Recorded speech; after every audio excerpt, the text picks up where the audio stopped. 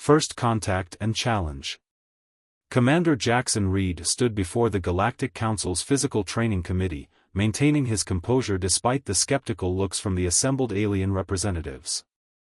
Their massive chamber, designed to accommodate beings of all sizes, made him feel unusually small, a rare sensation for someone who'd spent 20 years training Earth's most elite military units. "You expect us to believe," began High Commissioner Zwe, his crystalline form shimmering with doubt, "that your species regularly conducts training exercises in conditions that would kill most sentient beings?" "With all due respect, Commissioner," Reed replied, "what you consider lethal, we consider Tuesday morning practice."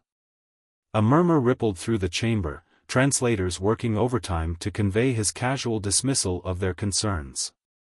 The human had been invited to the Galactic Council's military headquarters as part of an interspecies exchange program, intended to standardize training across the Alliance's various forces. What he hadn't expected was the complete disbelief at humanity's basic training protocols. Vaxlier, the Serpentine Chief of Combat Operations, slithered forward. "According to these reports, your basic training involves running for multiple planetary rotations, carrying loads exceeding body weight, and deliberately exposing trainees to environmental extremes. This must be an error in translation." Reed suppressed a smile. "The translation is accurate. In fact, those are just our entry-level requirements. Would you like to see a demonstration?" The chamber erupted in concerned chittering and electromagnetic pulses, the alien equivalent of nervous whispers. High Commissioner Zwextal's crystalline surface clouded with concern. "A demonstration? Here. Why not? Choose any physical challenge you consider reasonable. I'll show you exactly what a human can do." The committee members conferred among themselves, their various appendages and sensory organs twitching with excitement. Finally, Vaxlier announced their decision. "Very well, Commander. We have a training course designed to test the limits of our most elite warriors. No species has ever completed it in one attempt." Reed nodded, already removing his formal uniform jacket. "Lead the way." The course, as it turned out, was housed in a massive environmental chamber capable of simulating various planetary conditions. Viewing galleries lined the walls, quickly filling with curious observers from across the galaxy. Reed studied the obstacle course below, a nightmare of varying gravity zones, temperature extremes, and physical barriers that would challenge even the most hardened human athlete. "The current record," Vaxlier explained, "is 3 rest periods to complete the course. Most require 5 or more. You may call for a rest at any time." Reed started his warm-up stretches, much to the fascination of the gathered aliens. "What's the time record, excluding rests?" "For standard hours," Zwextal replied. "Though no one has ever attempted it without breaks." "Then let's set a new record." Reed moved to the starting line, dressed now in standard Earth military exercise gear. The aliens watched in fascination as he performed basic jumping jacks and arm circles, movements that seemed bizarre and unnaturally repetitive to their eyes. The course began with a high-gravity zone set to 3 times galactic standard, nearly identical to Earth normal. Reed took off at a steady jog, while the aliens gasped, expecting him to be crushed. Through the first section, he maintained a pace that the observers initially considered suicidal. As he entered the extreme temperature zones, shifting from near-freezing to sweltering heat, Reed's body responded as millions of years of evolution had designed it to. He sweated. The alien observers were fascinated by this apparently automatic cooling system. "Remarkable adaptation," one xenobiologist muttered, frantically taking notes. "The liquid cooling appears completely autonomous." Through the low-gravity zones, Reed demonstrated the human gift for spatial adaptation, using controlled bursts from his legs to maintain direction and momentum. The obstacle course's designers had assumed all species would need rest after each major zone. They hadn't counted on human endurance. 2 hours in, Reed was still moving steadily. The viewing galleries had grown packed with observers from every species in the Alliance. The sight of a being pushing through what they considered impossible conditions had drawn quite an audience. He should have called for rest by now, Vaxlier observed, their scales shifting colors with concern. The biochemical stress must be extreme. On the contrary, Reed called out as he navigated a particularly challenging climbing section, this is actually quite refreshing. Reminds me of my morning workouts. The final section of the course was designed to test mental fortitude as much as physical, a maze of shifting obstacles under varying environmental conditions. Reed's pace actually increased, his body having fully warmed up and adapted to the challenge. As he crossed the finish line, the chamber fell silent. The display chronometer showed 2 hours and 47 minutes, nearly an hour under the previous record, and without a single rest period. Reed took a moment to cool down, doing light stretches as medical scanners hurriedly assessed his condition. To everyone's shock, his vital signs showed nothing more severe than moderate exertion. How? Zwextal's crystalline form vibrated with disbelief. Our best warriors come from worlds where survival is easy, Reed completed the thought. Humans come from what you call a death world. Everything on Earth either wants to kill us or makes us stronger by trying. This? He gestured at the course. This is just another day at the office. The implications slowly dawned on the gathered officials. They had been approaching human integration into the Alliance's forces all wrong. These weren't just another species to be standardized, they were potentially the greatest training resource the galaxy had ever encountered. Commander Reed, Vaxlier spoke formally, their scales now a deep shade of respect, we would like to propose a modification to your assignment here. Rather than participating in the standardization program, would you consider helping us design an entirely new training protocol? One that could help other species reach even a fraction of human capability? Reed smiled, finally allowing himself to feel satisfied. This was exactly the opportunity he'd hoped for. On one condition, he replied. No more doubting what humans can do. Instead, let's focus on what we can teach others to do. The chamber filled with sounds of agreement, marking the beginning of a new era in galactic military training. Humanity's reputation as Deathworlders was about to evolve into something far more significant, they would become the galaxy's teachers in the art of pushing beyond supposed limits. As Reed left the chamber that day, he could already hear the excited discussions starting among the various species. The galaxy was about to learn what humanity had known for millennia, that the only real limits are the ones you accept. And humans had never been very good at accepting limits. Breaking limits. The training facility's observation deck buzzed with activity as beings from across the galaxy watched the scene below. 3 months had passed since Commander Reed's demonstration, and the Galactic Council's military training initiative had evolved in ways no one could have predicted. Again. Reed's voice echoed through the chamber. Remember, your bodies are capable of more than your minds believe. Trust in your adaptability. Below, 30 beings of various species moved through what Reed had dubbed the basic endurance circuit. A Nexarian light being, naturally accustomed to floating, struggled through gravity shifts while maintaining physical form. Beside them, a massive Krontak warrior, traditionally reliant on pure strength, practiced controlled movements focusing on stamina rather than power. Lieutenant Renok Vor, a Meridian with iridescent scales, approached Reed as he monitored the training. As his second-in-command, she'd become an unexpected bridge between human training methods and alien physiology. The new batch is showing remarkable progress, she noted, her scales shifting to a pleased purple hue. Though I'm still concerned about pushing some species so far beyond their traditional limits. Reed nodded, watching as a crystalline Pyrethian finally mastered the art of regulated thermal distribution, a technique inspired by human sweating. That's exactly why this works, Rena. We're not forcing them to match human capabilities. We're teaching them to break through their own perceived limitations. The revolution had started small. After Reed's initial demonstration, the council had authorized a pilot program, expecting perhaps a dozen volunteers. They'd receive thousands of applications within the first day.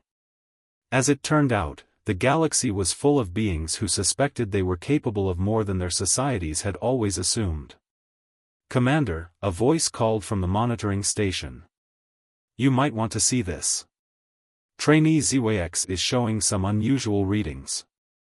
Reed moved to the station, studying the biometric data from one of their quantum phase trainees, beings who existed in multiple states simultaneously. Traditionally, they avoided any physical strain, believing it would destabilize their quantum coherence. The readings showed something extraordinary. "They're not destabilizing," Reed marveled. "They're achieving better coherence through controlled stress. Just like human muscles grow stronger through careful strain."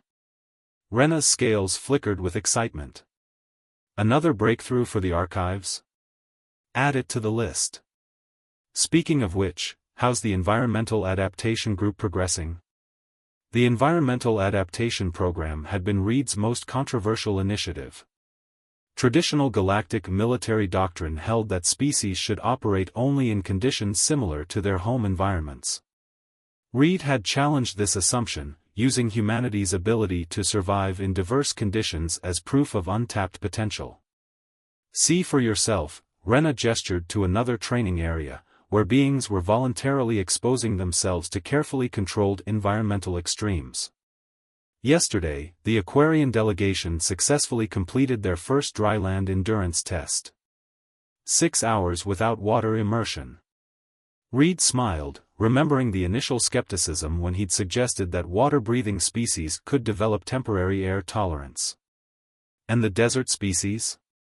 3 have now completed the humidity adaptation course. Though they still complain about feeling disgustingly moist. Their conversation was interrupted by a commotion from the main training floor. One of the Krontak warriors, Grok, had finally achieved what their species had long thought impossible: sustained aerobic exercise.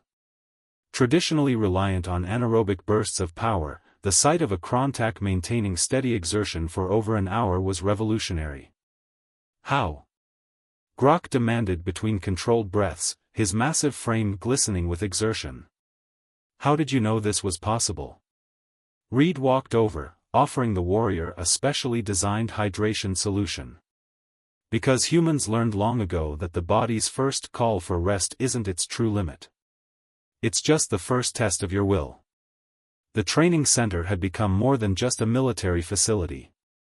It was a living laboratory of species evolution, where long-held beliefs about biological limitations were challenged daily. Reed's human perspective, that stress plus recovery equals growth, had proven universally applicable, though the specifics varied dramatically by species. "Commander," one of the medical officers approached, tablet in hand. "We've compiled the first quarter's data. The results are significant." Reed reviewed the findings, his expression growing more satisfied with each swipe. Average endurance capabilities across all participating species had increased by 40%. More importantly, there had been 0 serious injuries, vindicating his insistence on properly scaled progression. "Distribute this to the council," he instructed. "And highlight the cognitive improvements. They'll be particularly interested in how physical adaptation correlates with mental resilience." A commotion near the quantum physics section drew their attention. A group of trainees had spontaneously organized an impromptu competition, seeing who could maintain peak performance longest under gradually increasing stress. The sight would have been unimaginable just months ago. "You've changed something fundamental here," Rena observed, her scales shifting through patterns of deep thought. "Not just about training, but about how species view their own potential." Reed watched as a silicon-based life form spotted for a carbon-based one, their fundamentally different biologies no barrier to cooperation. "That's the real breakthrough, isn't it? Once you stop accepting arbitrary limits, you start seeing possibilities everywhere." The facility's success had led to expansion plans. Similar centers were being constructed in 12 different systems, each adapted to local species and conditions. But more importantly, the mindset was spreading. Across the galaxy, beings were beginning to question their assumptions about their own limitations. Incoming priority message from Council Command announced the communication system. Category: Emergency Response. Reed accessed the message, his expression growing serious as he read. A crisis was developing on the frontier world of Nexus 7, a hostile environment where multiple species were trapped by a geological disaster. Traditional rescue protocols deemed the conditions unsurvivable. "Looks like it's time to put our training to the test," he announced to the gathered instructors. "Assemble the cross-species emergency response team.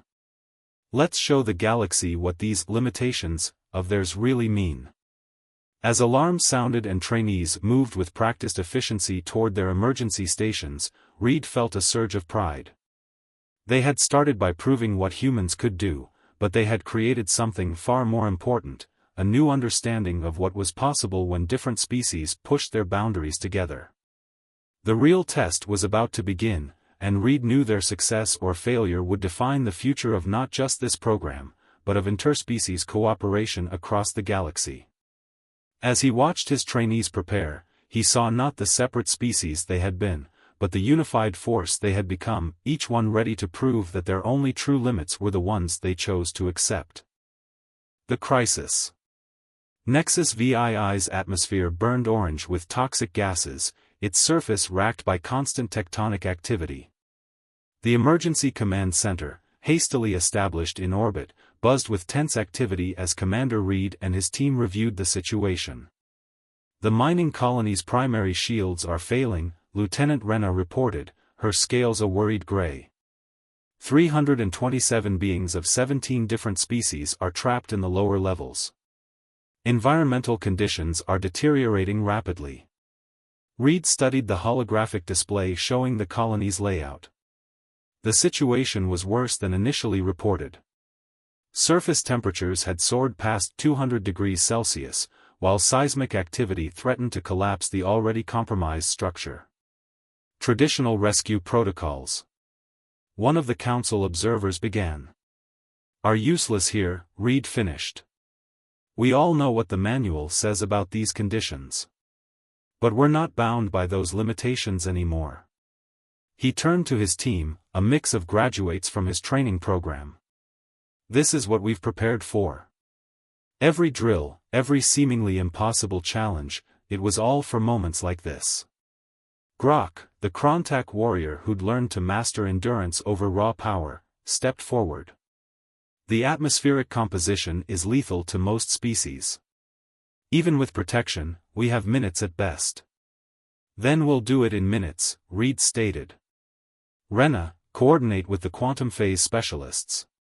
We need detailed structural analysis of the most stable routes to the colony.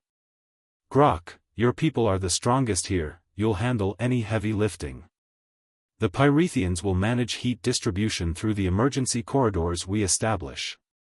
The plan came together with practiced efficiency. Each species had a role that played to their strengthened abilities, while accounting for their remaining limitations. What would have once been considered a suicide mission was now approached with calculated determination. "Remember your training," Reed addressed the assembled rescue team. "You're not just 17 species working together. You're one unit, strengthened by your differences. Every drill, every lesson about pushing past your supposed limits, this is where it pays off." The descent to the surface was chaos. Even through their advanced environmental suits, the team could feel the planet trying to kill them. The Pyrethians led the way, their crystalline forms channeling and redirecting the deadly heat. Behind them, quantum phase beings scouted through solid matter, identifying stable paths through the crumbling infrastructure. First barrier, called ZWX, their quantum form flickering through multiple states. Primary access is completely melted. "Krontak team, you're up," Reed commanded. "Pyrethians, give them a workable temperature zone. The combination of Krontak strength and Pyrethian thermal manipulation carved through obstacles that would have stopped any traditional rescue effort. They reached the first group of survivors within 20 minutes, far faster than any projected timeline. But the real challenge was only beginning. The survivors, weakened by hours in deteriorating conditions, represented an even broader range of biological needs than the rescue team. Some required liquid environments, others could only breathe specific gas mixtures, and a few existed in quantum states that made physical contact dangerous. "This is impossible," one of the colony administrators gasped as they watched the rescue unfold. "The biological requirements alone." "Impossible is just another limitation," Reed responded, directing his team with practiced precision. "And we don't accept those anymore." The rescue operation became a symphony of specialized adaptations. Aquarian team members, once confined to liquid environments, created mobile water bubbles for water-breathing survivors. Quantum phase beings guided their unstable counterparts through solid matter when conventional routes were blocked. Even the normally solitary crystalline species worked in perfect coordination with organic life forms.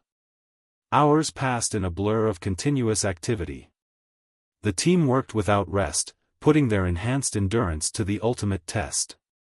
When one species reached their limit, another seamlessly took over, creating a continuous chain of effort that defied conventional biological restrictions. "Final group secured," Rena reported, her scales flickering between exhaustion and triumph. "But the primary exit route has collapsed." Reed assessed their options quickly. The backup route would expose them to even worse conditions, but they had trained for this. "All teams, remember the extreme condition drills. We're going to implement Protocol Omega." Protocol Omega was something they had practiced but never executed in the field, a coordinated effort where each species pushed to their absolute limits while compensating for others' vulnerabilities. It was dangerous, exhausting, and exactly what they had spent months preparing for. The ascent was a masterpiece of interspecies cooperation. Pyrethians formed a protective heat shield, their normally individual crystals linking into a massive protective lattice. Krontak warriors, their enhanced stamina proving invaluable, carried those too weak to move. Quantum phase beings phased entire sections of the group through obstacles while maintaining coherence, a feat that would have been considered impossible just months ago. When they finally reached the surface, the scene was unlike anything the galaxy had ever witnessed. Species that were once thought incompatible were working as one, each compensating for the other's weaknesses while maximizing their strengths. Traditional biological limitations had become merely suggestions. In orbit, the Council observers watched in stunned silence as the impossible unfolded before them. The rescue team didn't just survive conditions that should have killed them, they thrived, showcasing abilities that redefined what each species was capable of. 327 beings rescued, Reed announced finally, his voice tired but proud. All survivors stable. 0 casualties. The implications of their success went far beyond a single rescue mission. They had proven that with proper training and cooperation, the traditional limits of biology and physics were far more flexible than anyone had imagined. As the medical teams treated the survivors, Reed watched his exhausted but triumphant team. The Krontak warriors were helping quantum phase beings stabilize after their exertion. Pyrethians were teaching others their heat management techniques. Even in their exhaustion, they were learning, adapting, growing stronger. "Still think we're pushing too hard?" he asked Rena, who stood beside him watching the scene. Her scales shifted to a deep, respectful blue. "I think we're just beginning to understand what pushing really means." Evolution of understanding. The Grand Archive of the Galactic Council had never seen such activity. 3 months after the Nexus 7 rescue, xenobiologists, military strategists, and researchers from across known space crowded its halls, all seeking access to the mission data and training protocols. Commander Reed stood before the Council's scientific assembly, surrounded by holographic displays showing physiological data from hundreds of different species. The chamber, designed to accommodate beings of all forms, hummed with anticipation. What we witnessed on Nexus 7 wasn't just a successful rescue mission, Reed explained, gesturing to the data streams. It was proof of a fundamental truth that humans have always known: adaptation isn't just about survival, it's about growth. The Assembly's chief researcher, a collective consciousness housed in a network of floating orbs, moved forward. The data is unprecedented. Species operating far beyond their documented capabilities, biological limits exceeded without harm, cross-species cooperation at levels previously thought impossible. Because those documented capabilities were never limits, Reed replied. They were baselines. Starting points. The real breakthrough isn't in pushing past them, it's in understanding why they exist in the first place. The research team from the training facility had spent weeks analyzing the Nexus 7 data. Every moment of the rescue had been recorded, providing invaluable insights into how different species adapted under extreme stress. But more importantly, it showed how those adaptations could be learned, shared, and improved upon. Consider the Pyrethians, Reed continued, bringing up footage of the crystalline beings forming their protective lattice. Traditional doctrine said they could only manage heat distribution individually. But when we introduced them to human concepts of teamwork and endurance training, the display showed the massive thermal shield they had created during the rescue, a feat that had rewritten several laws of xenobiology. The Pyrethian representatives in the chamber vibrated with pride. Or the Krontak adaptation, he continued, switching to new data. Their species was typed as pure anaerobic power users. Now look. The display showed Krontak warriors performing complex endurance feats, their biology having adapted to new demands in ways their own scientists had thought impossible. Lieutenant Rena, now promoted to head of interspecies training development, stepped forward. The implications go beyond military applications. We're seeing similar potential for adaptation in civilian populations. The limitations we accepted as natural laws were often just habits. The evidence was undeniable. Across the galaxy, species that had applied Reed's training principles were displaying remarkable changes. Aquatic beings developed greater tolerance for dry environments. Hive minds learned to operate independently for longer periods. Even energy-based life forms were discovering new ways to maintain cohesion under stress. But the most significant change, Reed emphasized, isn't physical at all. It's in how species view their own potential. The data shifted to show psychological metrics. Across all participating populations, measures of confidence, adaptability, and problem-solving capability had increased dramatically. The rigid categories that had defined species' capabilities for millennia were breaking down. The human concept of pushing limits has proven universally applicable, Rena added, her scales shifting through patterns of academic excitement. Though the specific mechanisms vary, the principle remains constant: controlled stress plus adequate recovery equals growth. A quantum phase researcher pulsed forward, their form flickering with curiosity. Yet we still cannot match human endurance levels. Even with all this progress, your species remains exceptional. Reed smiled. That's not the point. We're not trying to turn everyone into humans. We're helping each species discover their own untapped potential. The fact that those potentials are different is what makes this work. The discussion turned to practical applications. Training centers were being established across the galaxy, each adapted to local species and conditions. The principles developed by Reed and his team were being integrated into everything from emergency response protocols to civilian education programs. The next phase, Reed announced, bringing up new training protocols, is even more ambitious. We're going to create mixed-species response teams for every major population center. Teams that can handle any crisis by combining their enhanced capabilities. The assembly buzzed with excitement. The success of the Nexus 7 team had proven the concept, but scaling it up to a galactic level was unprecedented. Yet the data supported the possibility. There will be resistance, one of the council members warned. Many species are deeply invested in their traditional limitations.